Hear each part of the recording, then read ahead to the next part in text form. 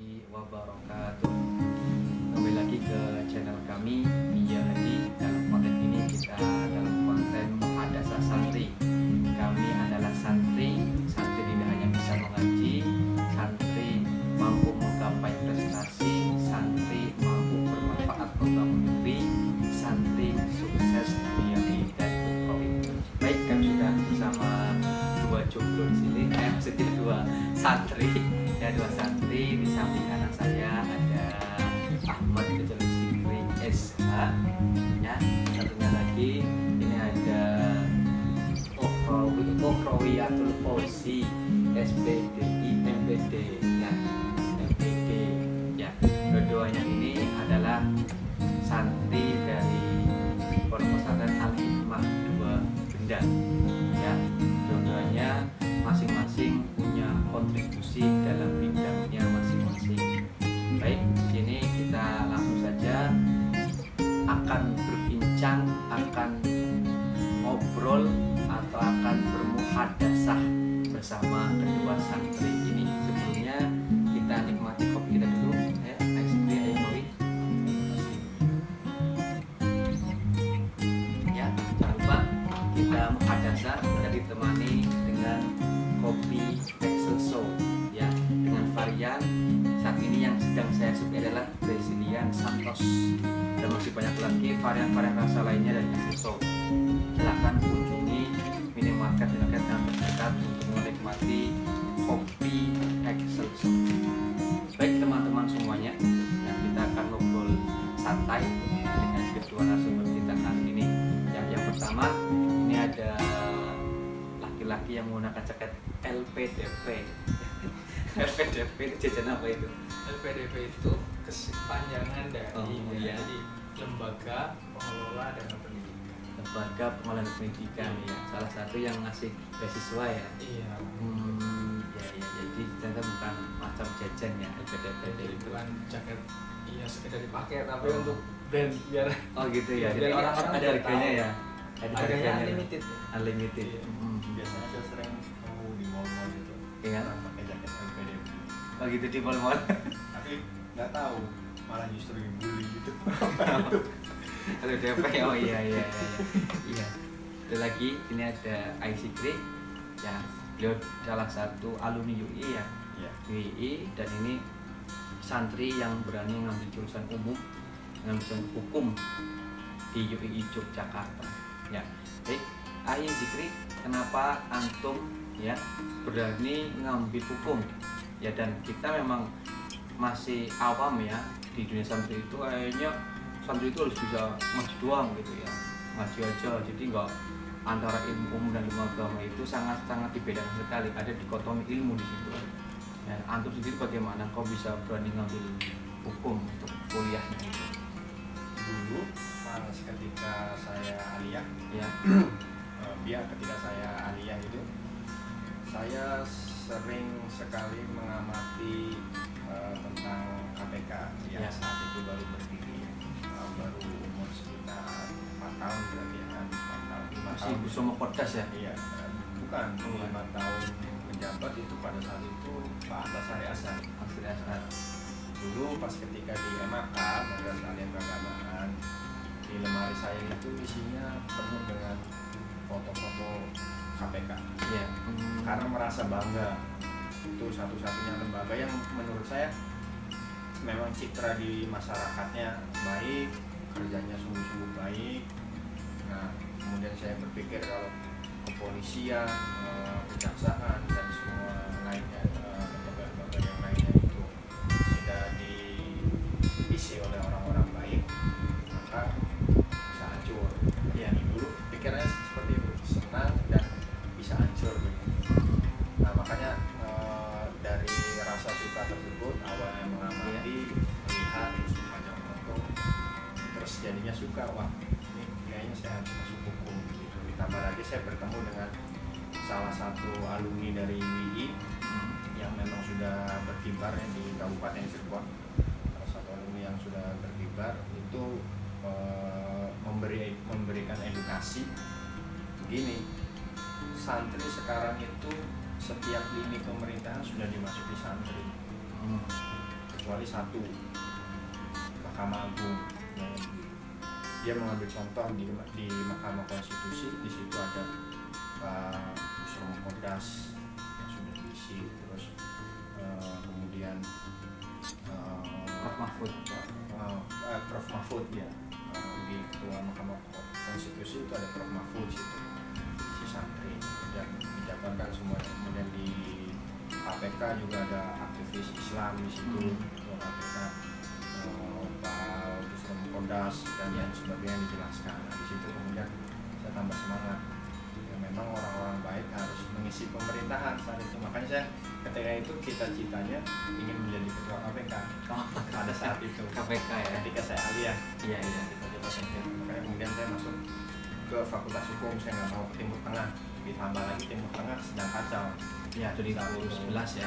Ya 2011 saya bilang berkali-kali, saya bilang ke teman-teman, mending nggak usah ke Timur Tengah deh, mending di Indonesia. Sering saya bilang seperti itu ke Lulus juga, terus kemudian ke teman-teman lain. Nah akhirnya kejadian kan, beberapa teman kita yang seangkatan itu pada pulang. Iya. Ya, Ya karena pendidikan di Indonesia juga kan nggak kalah baik, nggak kalah bagusnya juga sama. faktor yang paling utamanya ketika itu konflik. Ya kan mesti kan waktu itu yang presiden itu ya, presiden kemudian dikudeta seperti itu. Ya baik, kemudian ini mengenai pendidikan, ini Ahi Uhrawi ini memang faknya di dunia pendidikan, terutama bahasa Arabnya.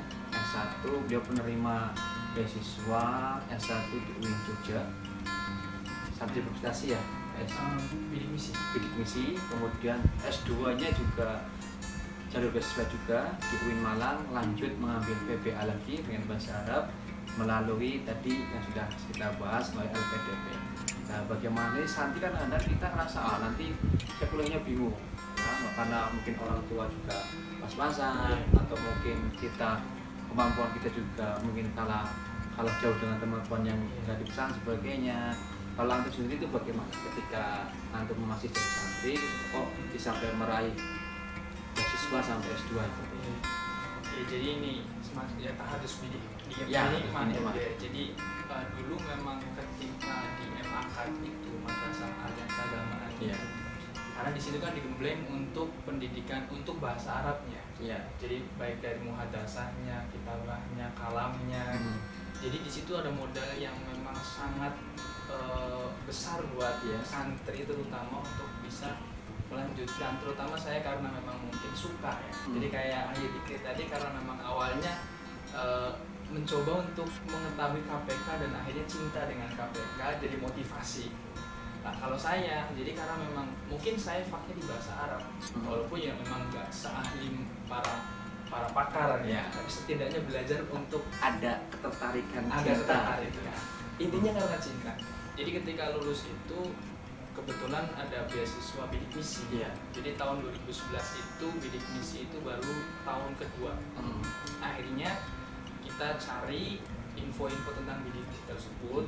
Ya walaupun mungkin kalau kita lihat kadang kan ada santri yang merasa saya tuh kayaknya kurang berkompeten di hal ini.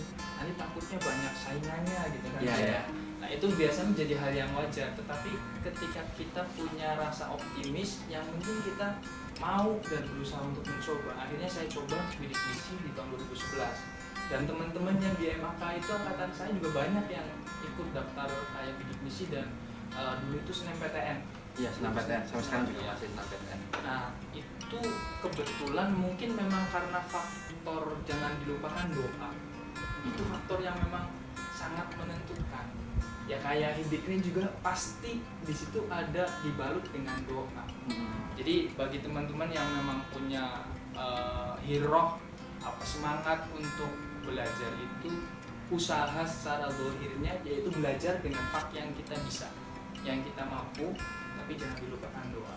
Dan akhirnya alhamdulillah 2011 itu bisa masuk di bidik misi UIN Sunan Kalijaga Pendidikan Bahasa Arab.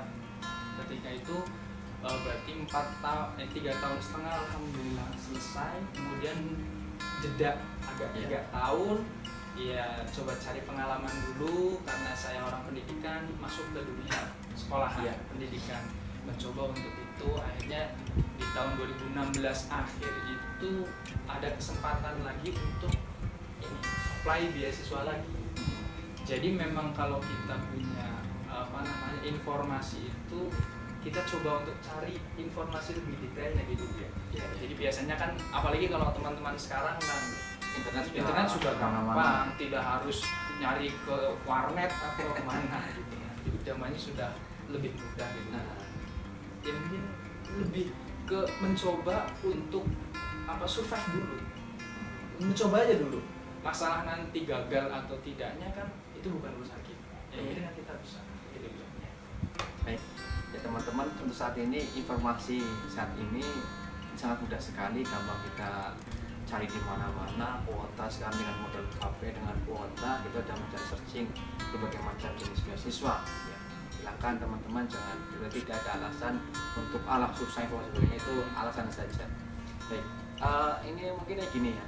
Kadang santri itu kan ketika kita kemudian kumpul gitu ya dengan para yang dari luar gitu, kita ada rasa minder gitu. Sebenarnya apa sih definisi santri itu menurut antum berdua itu bagaimana itu? Basically gimana?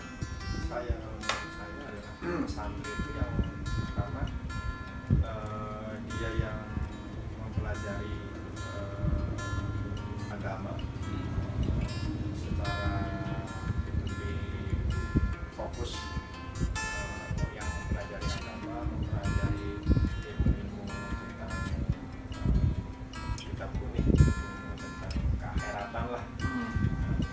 Itu definisi santri secara umum, secara umum ya. Tapi lebih dari itu sebenarnya santri itu bukan hanya yang mempelajari agama dan ilmu-ilmu tentang keakhiratan, tapi santri juga harus bisa menjadi agen dari Islam itu sendiri.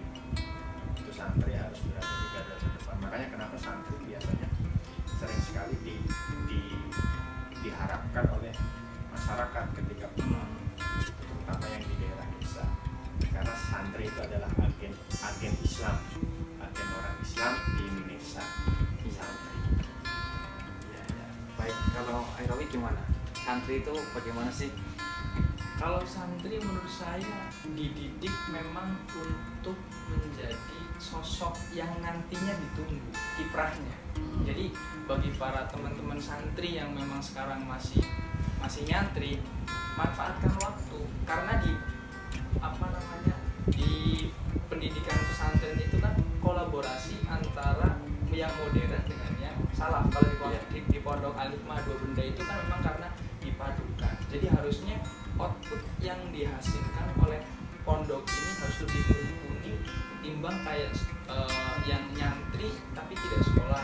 Walaupun itu tetap punya nilai sendiri. Tapi kalau misalkan ada perpaduan itu, santri itu diharapkan bisa lebih untuk berkiprah di depan, terutama untuk yang tadi sebutkan aja dikit itu, terutama untuk yang di daerah-daerah desa, karena itu sangat tantangannya lumayan.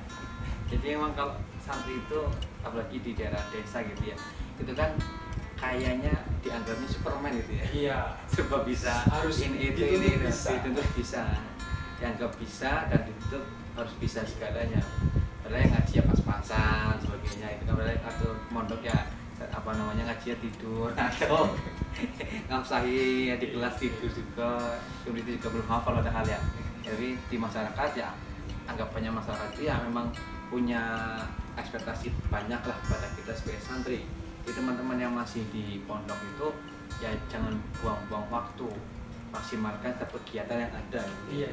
Dan itu kayak misalkan di pondok itu kan ada namanya, kalau di Daun Pujian itu ada muhadharah atau khitobah gitu ya, ataupun ada namanya bahasan masail. Jadi kita ada suatu kasus masalah, nanti kita berpendapat menurut ada referensi, bukan kita harus punya gaya sendiri gitu ya untuk menyampaikannya. Dan itu ternyata ada manfaatnya nggak sih ketika udah keluar gitu ya, apalagi di dunia hukum itu kira-kira ada nggak manfaatnya seperti itu, kegiatan yang seperti itu di pondok? Sangat bermanfaat ya, sangat bermanfaat karena apalagi di dunia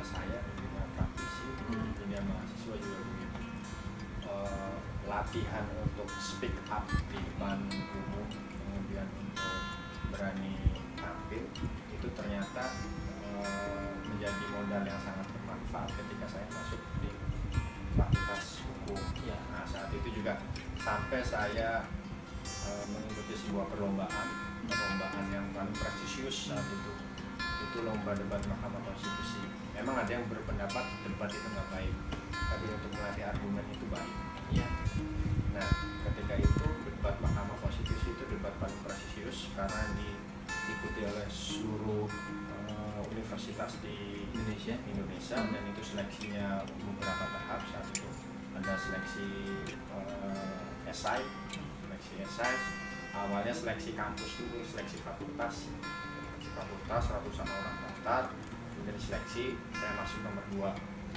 Modal dari MAK itu biasa ngomong di depan, ada yang ngomongnya berdek itu ya, ada yang lain-lain lah ya. Nah, ketika itu alhamdulillah ada, terus kemudian saya masuk tiga besar, tingkat 2 diambil.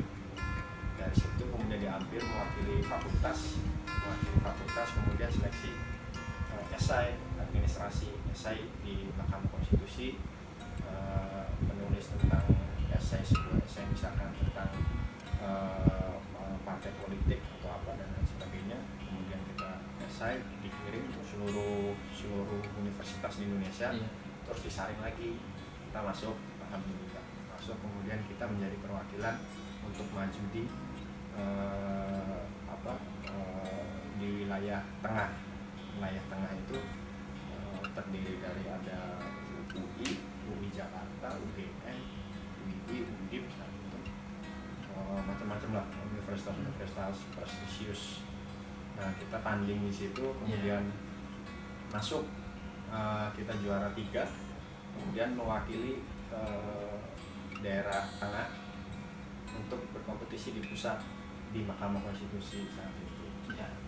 Saat itu dari wilayah tengah itu ada 6 universitas, ada UII, UI, UNDIP, Universitas Diponegoro, terus kemudian UGM, UNES, sama satu lagi saya lupa. Nah, itu kita berhasil mengalahkan beberapa universitas yang bagus lah. Ya, jadi yang antum dapatkan itu salah satu buah dari panen ketika antum itu nyantri gitu ya, manfaat dari santri itu kegiatan-kegiatan ini. Ya, kalau antum sendiri gimana?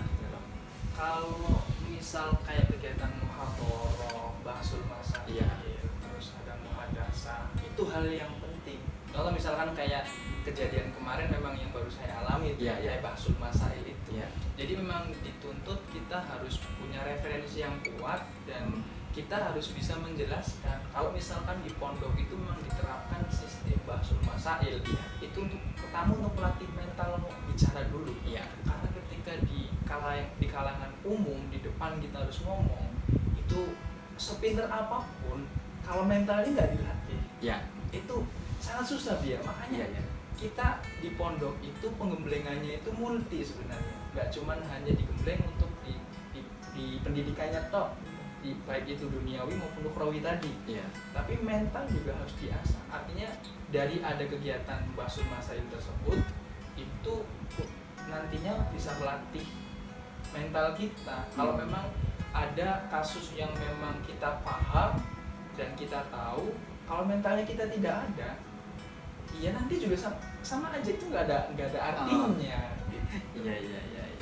Ya, baik. Jadi semua kegiatan yang ada di pondok-pondok kita ya, semua pondok ya, setiap pondok kan punya kegiatan beda-beda masing-masing. Pastinya itu sudah didesain oleh para pendiri, para Pak Yai itu untuk nantinya emang itu ada manfaatnya ke depan. Mungkin setiap santri kita nggak kerasa ada manfaatnya gitu ya.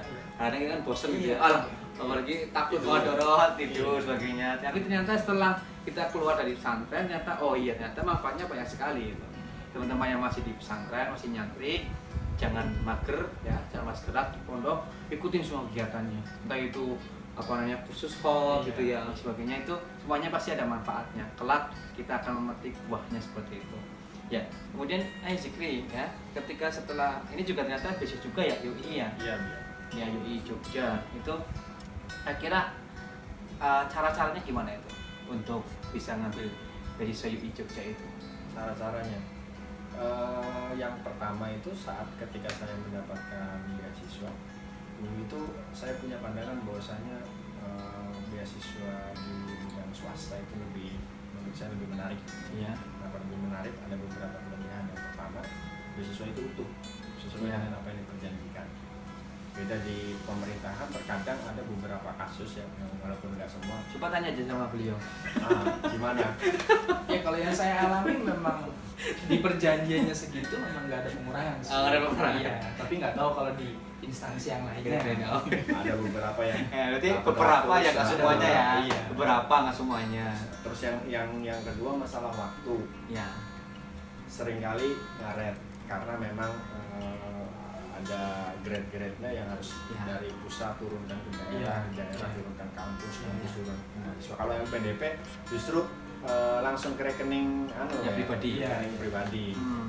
Nah itu makanya kemudian saya mencari beasiswa swasta. Saya nggak tertarik dengan beasiswa Negeri. pemerintah. Ya. Ya, saya cari beasiswa swasta. Alasannya hanya satu, karena saya lulus bareng dengan adik saya. Kasihan orang tua. Kalau misalkan saya nggak dapat beasiswa, orang tua Iya. membiayai double.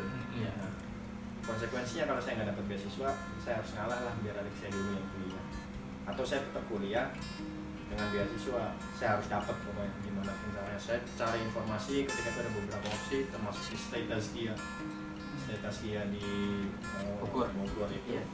Nah akhirnya saya pilihan saya jatuh di UI karena juga ada beasiswa full apa segala macam. Yang bikin menariknya itu kita juga dididik di situ ilmu amalia, berilmu amalia, beramal ilmiah gitu. Jadi kita punya ilmu agama harus diamalkan, terus kemudian dari amal itu kemudian kita berilmu ilmiah ya, gitu. Nah dari situ saya tertarik, akhirnya saya coba, kemudian saya persiapkan itu 3 bulan sebelum itu. Saya minimal tidur itu jam 1 malam Waktu mau beasiswa dapetin itu. beasiswa itu selama 3 bulan itu. Perjuangan habis seperti itu. Kemudian Iya. akhirnya dapat tes.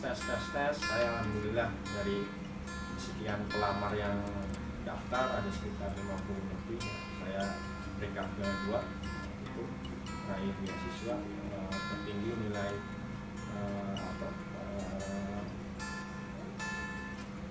psikotes.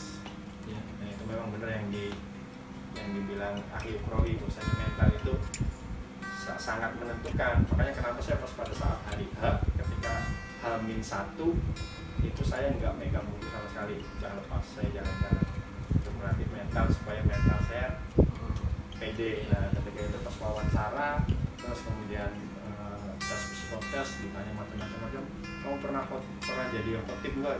Pernah. Khotib apa? 2 bahasa. Dan itu ada orang ya. Balas tahun sekali doang ya. Ya kan pernah bener Iya, oh. bener kan. Iya Pertanyaannya bener. pernah. Nggak sih soalnya ya Dan itu Jadi ternyata nggak yang menjadi daya tarik. Oh. Dan selama saya wawancara itu saya sangat pede, dan bahkan saya tatap pewawancara itu, matanya saya tatap. Mada tas'al, apa yang pengen kamu tanya ke saya dan jawabnya. Alhamdulillah itu memang hasil dari buah Mungkin dari, apa namanya link-linknya gitu itu kemana aja ya, alamat ininya. websitenya. untuk beasiswa UI sendiri di situ ada, bisa dibuka di PMB www.pmb.ui.ac.id penerimaan mahasiswa baru. Nah di situ ada semua, nanti pilih jalur prestasi, di situ ada prestasi akademik, kemudian ada prestasi non akademik, terus kemudian ada beasiswa hafid Quran. Iya. 30 juz, 50 juz, 15 juz. 15 juz, 30 juz dan 15 juz. Iya. 15 juz itu hanya dapat beasiswa full, tidak dapat kompensasi living cost. Iya. Full itu dapat living cost. Nah, kemudian ada beasiswa akademik, kemudian ada beasiswa santri berprestasi. Nah, di situ nanti bisa dilihat ya semuanya sudah Iya. ada. Ya, mungkin teman-teman bisa lihat lagi websitenya UI Jogja kalau yang pengen di UI Jogja ya. Cuma bakal ada pembawaan sebagainya. Tadi lagi-lagi sekarang zaman udah sangat mudah sekali, udah di genggaman kita, cuma kita mau menggunakannya apa tidak gitu ya. Kayak Airawi tadi selain tadi apa namanya berusaha dan sebagainya, ada yang nggak mungkin kiat-kiat khusus atau mungkin ikhtiar ya yang lain selain doa, selain berusaha dan sebagainya, barangkali ada apa namanya kiat-kiat khusus lah untuk mendapatkan beasiswa. Sampai sekarang baru bisa tesis ya.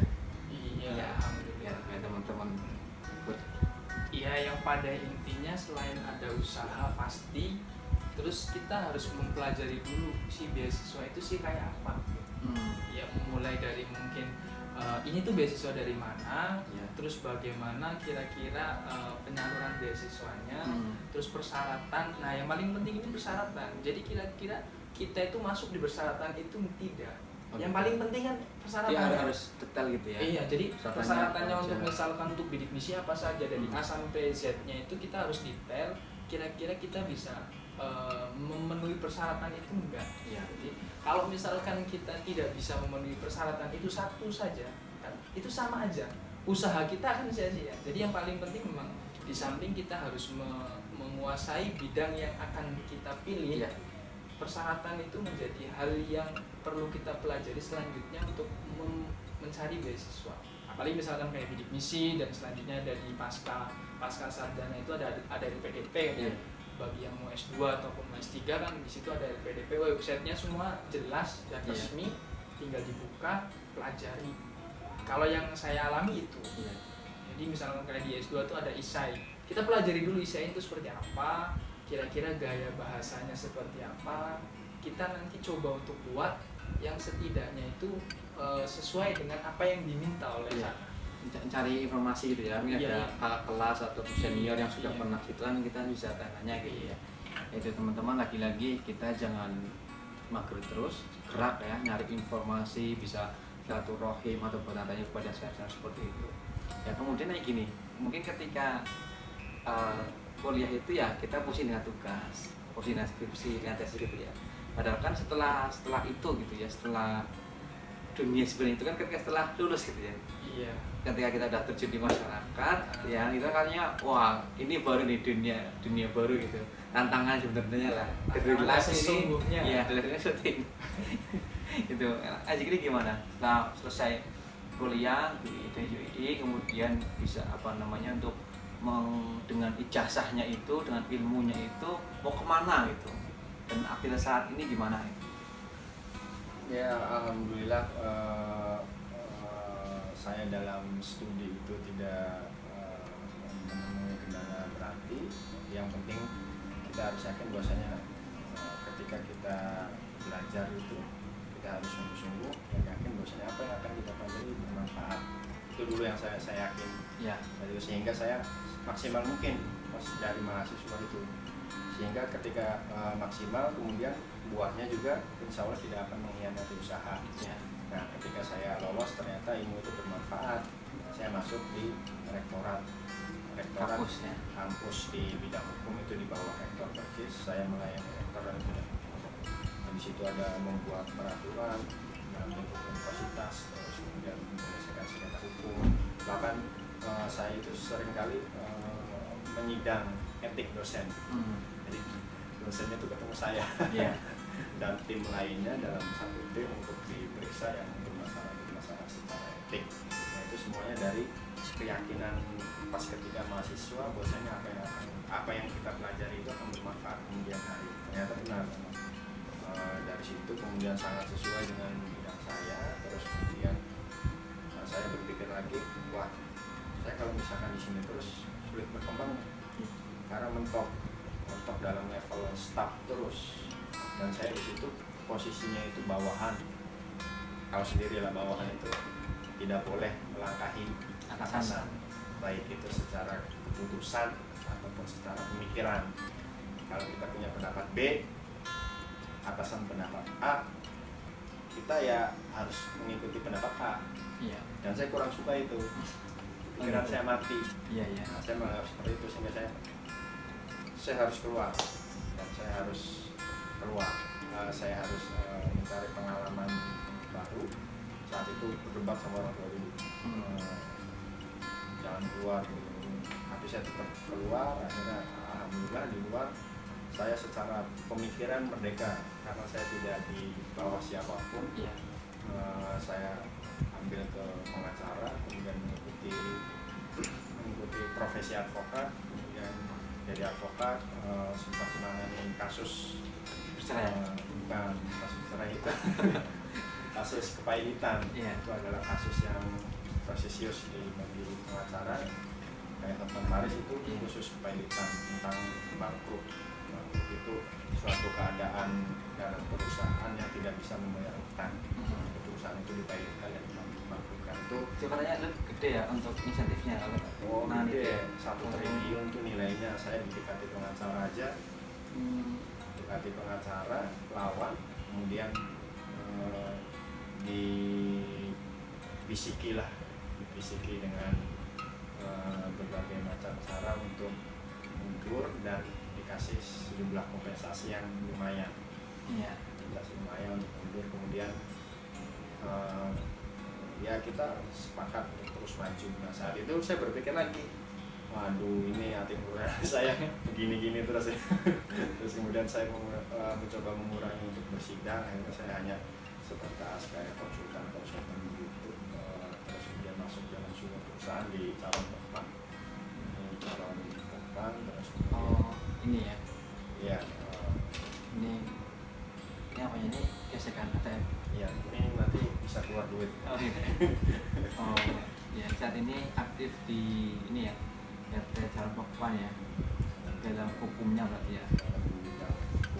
Saya membawahi area Jawa Tengah, sebagian Jawa Tengah mengikuti Tegal, Brebes, Banyumas, Pemalang, Pekalongan, Purbalingga, Cilacap, terus sama wilayah Jawa Barat hingga ke Bandung. Di sini aja sih di apa ya panel itu termasuk ada sini itu Tinggal Pokpan ya, setelah playoff itu. Baik, oke. Ada nggak tantangan-tantangan khususnya kesusahan kemudian bisa sampai saat ini gitu ya? Kita memang masih muda ya. Umur kita berapa sih? 7 tahun ya? Iya, kurang lebih lah. Ya belum ada 30 tahun kita semuanya. Jadi kita masih memiliki karir gitu ya. Karir. Dan ini satu lagi nih masih anget-anget lah ya. Karena Graduate. malah belum wisuda ya. Oh iya. Belum wisuda tapi udah keluar ijazah gara-gara corona ya. Jadi bisa dikatakan ini lulusan corona. Sangat dikenang ya. Iya. Iya. Ya, kemarin sedang tesis, kemudian sudah selesai, revisi sudah selesai, ternyata harusnya wisuda, karena corona nggak jadi wisuda ya.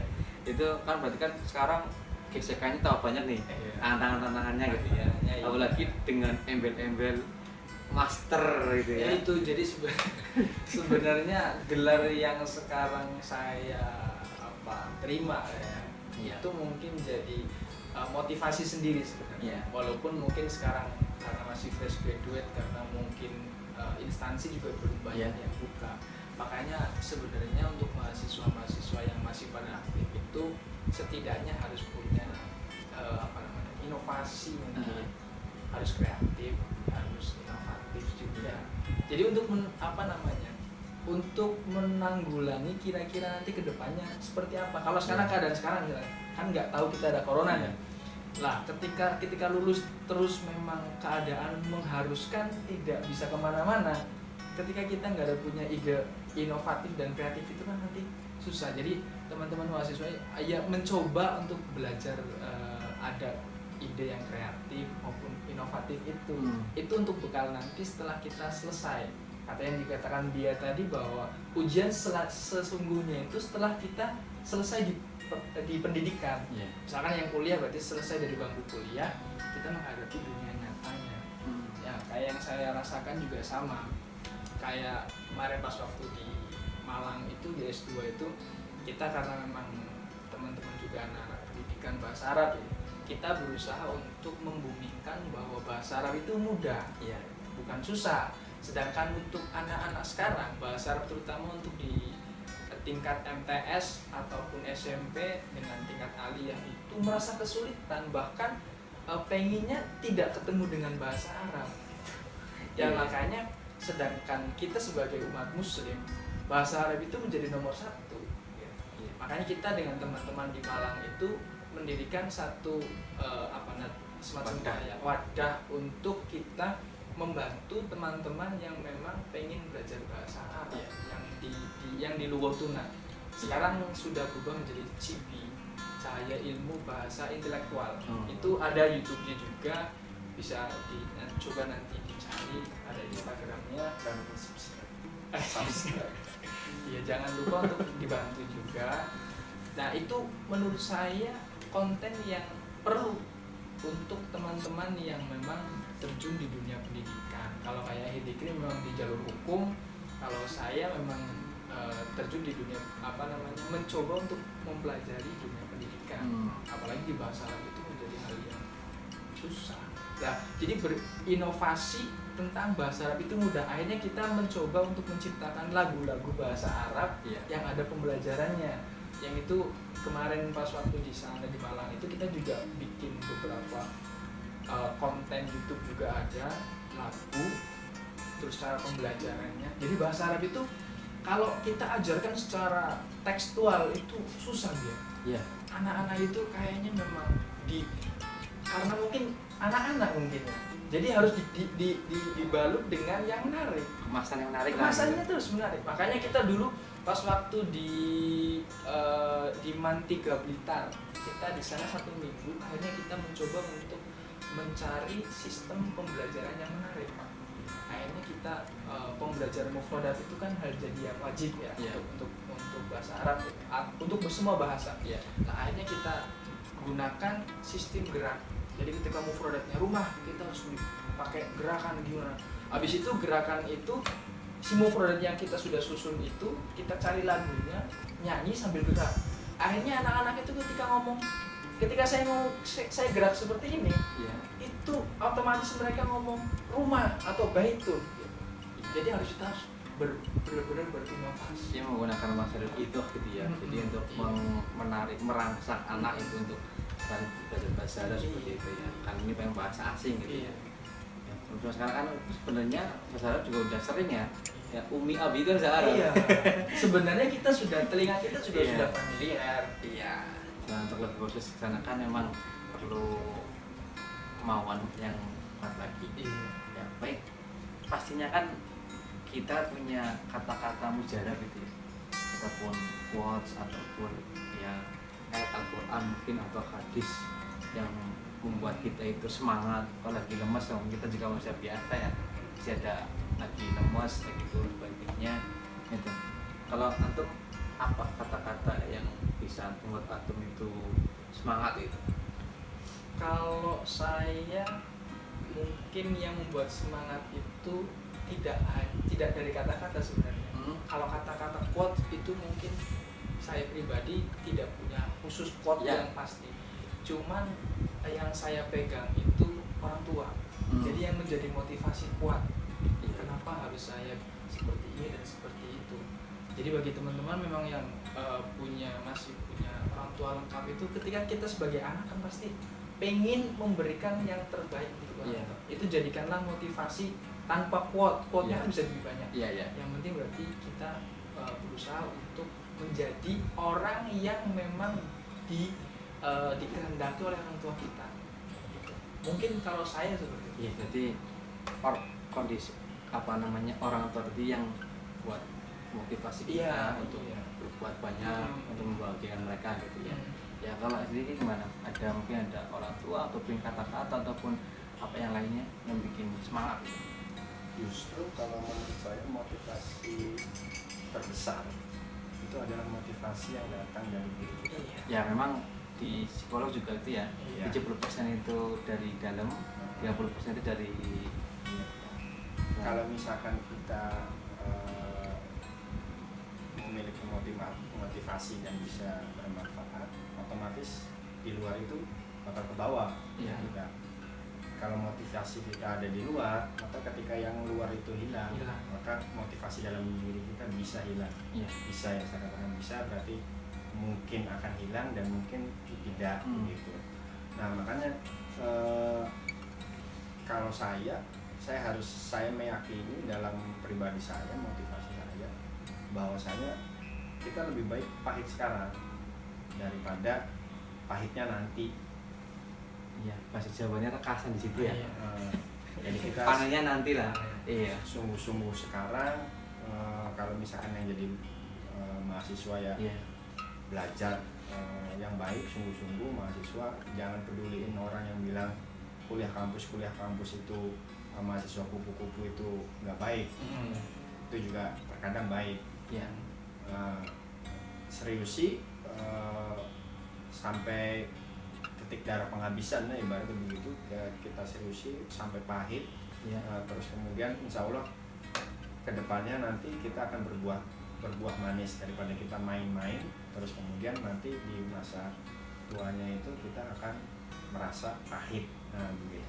Itu ya bagi yang mahasiswa. Kalau misalkan yang sudah menekuni dunia kerja, cari pengalaman yang sebanyak-banyaknya. Saya itu dulu itu menclok kemana-mana. Dia dari UI, terus kemudian dulu saya pengen sempat hampir saya 99% saya sempat akan bekerja di kapal pesiar itu, di kantornya itu yang dibayar dengan dolar, tapi sama orang tua nggak direstuin. Terus akhirnya saya loncat ke Jakarta itu, jadi advokat, kemudian di Cirebon, terus kemudian pindah lagi, sempat mengisi waktu nulis buku, terus kemudian buka kantor sendiri, pindah lagi, habis itu akhirnya terakhir di perusahaan. Karena bagi saya hal yang paling mahal itu adalah pengalaman dan ilmu, makanya harus diseriusin. Kalau yang tadi yang masih mahasiswa belajar dengan sungguh-sungguh, yang di dunia kerja ya cari pengalaman sebanyak-banyaknya. Ya, baik. Sesuai dengan di buku situ gitu ya. Iya. Itu experience the best teacher. Gitu. Jadi memang motivasi itu macam-macam teman-teman ya. Tidak harus sama. Ada yang memang faktor orang tua, ada yang mungkin anak termotivasi sama kakak kelas, ataupun ada tokoh ya, tokoh saya pengen seperti Hamka, saya pengen seperti tokoh-tokoh yang lainnya, Soekarno sebagainya. Itu salah satu motivasi yang bikin kita itu semangat untuk menjalani hidup ini. Yang terakhir ya, ini pesan untuk teman-teman santri ataupun yang belum nyantri ya, atau yang belum nyantri, biar tidak ada rasa kayaknya takut nanti kalau saya nyantri makanya nggak enak tidurnya, barang-barangnya cuma ditikar sebagainya gitu ya. Jangan lupa juga yang belum nyantri silakan daftar di panitia penerima santri baru Pondok Pesantren Mujahadah, masih dibuka gelombang ketiga ya sampai tanggal 15. Jadi masih ada waktu beberapa hari lagi. Ya, harus daftar ya. Tapi juga bisa beronline juga, tapi lebih baik di dalam Mujahadah. Ya, gimana? Santri itu punya dua kelebihan dia. Apa itu? Ketika dia berada di kelompok yang heterogen, dia punya kelebihannya itu sebagai dia nilai plusnya adalah santri. Ketika kita ada di lingkungan santri, kita juga punya kelebihan bagi santri yang kemudian menggeluti ilmu lain, bidang lain, kita punya kelebihan di dalam bidang lain. Ya. Nah, jadi selain basic agama yang harus memang kuat dan memang kalau bagi saya harus nyantri itu. Harus nyantri. Terus setelah ilmu agama digali, diseriusi, kemudian jangan lupa untuk jangan stop di situ, untuk belajar lebih tinggi. Kalau dari saya, kenapa harus nyantri? Karena pendidikan santri itu pendidikan yang dibalut dengan tirakat. Yang tadi disebutkan, kita harus bersakit-sakit dahulu. Nanti ketika kita pengen menuai hal yang lebih enak, berarti kan kita harus ada sakit-sakit dahulu. Kalau misalnya yang tadi dia katakan nyantri nanti makannya tidak enak, tidurnya di atas tikar gitu ya. Itu bentuk dari tirakat santri yang sebenarnya kita harus dengan senang hati menjalani itu. Jadi jangan sampai kita 5 tahun atau 10 tahun ke depan itu kita akan menyesal bahwa kita tidak mondok. Karena pada kehidupan yang nyata sebenarnya di masyarakat itu yang dibutuhkan itu skill yang lain memang dibutuhkan, keterampilan yang lain dibutuhkan, tapi skill dalam diri tentang agama Mental. itu mental yang kuat dan ilmu agamanya harus juga mumpuni, karena nanti kita akan menemukan itu dirasakan ataupun tidak, diketahui ataupun tidak diketahui, itu pasti akan bergesekan dengan hal itu, yang mana pembelajaran itu hanya ada di pondok pesantren. Kalau di sekolah umum itu tidak akan pernah ada itu, nggak ada. Kita emang dilatih mandiri gitu ya. Nah, Kita mandiri, biasanya kita tidur di atas kasur, Nyuci sendiri. makan diambil sama ibu, nyuci sendiri sebagainya. Di pondok kan kita Sendal. harus survive. nah kalau sekarang kan zaman sekarang ini, Ya, nah sekarang di pondok itu kan diharamkan pegang handphone. Nah, itu nanti ini akan menjadi virus. Kalau misalkan dididik dengan handphone itu akan jadinya nggak akan baik. Ya. Makanya di pondok pesantren itu dibentengi dengan banyak hal yang nantinya ke depan akan lebih baik. baik. Ya. Ada lagi pesan teman cukup ya. Dan baik, terima kasih, alhamdulillah sudah lumayan panjang lebar sekali muhadasah kita kali ini. Dan pastinya tadi ada motivasi untuk para santri, ada juga trik-trik atau kiat khusus untuk mendapatkan beasiswa yang lewat jalur LPDP, lewat bimbing misi ataupun lewat beasiswa universitas yang swasta. Tadi udah banyak, silakan lebih detailnya nanti bisa hubungi beliau berdua ya. Nanti Instagramnya apa? Instagramnya @ukhrawi. Ukhrawi. Kalau antum Saya tidak main Instagram. Instagram, Facebooknya Sudah tidak main. udah hijrah ya. Sudah. Ya, baik, nanti kalau mau minta nomor WA-nya bisa kontak saya ya, bisa DM ke saya. Ya silakan. Nah, itu saja. Mudah-mudahan ini bermanfaat. Ya, konten ini bermanfaat, bantu agar semakin banyak konten-konten yang bermanfaat dari channel kami. Jangan lupa like, share, dan subscribe channel Buya Hadi. Baik, nantinya akan ada narasumber-narasumber yang lebih menarik lagi. Pastinya mereka pernah nyantri di berbagai pondok seluruh negeri. Nanti kita akan ngobrol bareng, akan muhadasah bareng bagaimana kisah-kisah ketika nyantri ataupun saat ini ya, dengan bidangnya masing-masing. Ya baik, nanti kita ketemu lagi dengan di waktu yang berbeda ya. Tetap kita hidup semangat, hidup sehat, hidup manfaat, sukses dunia akhirat. Terima kasih. Assalamualaikum warahmatullahi wabarakatuh. Waalaikumsalam. Salam. Ya, mau diminum.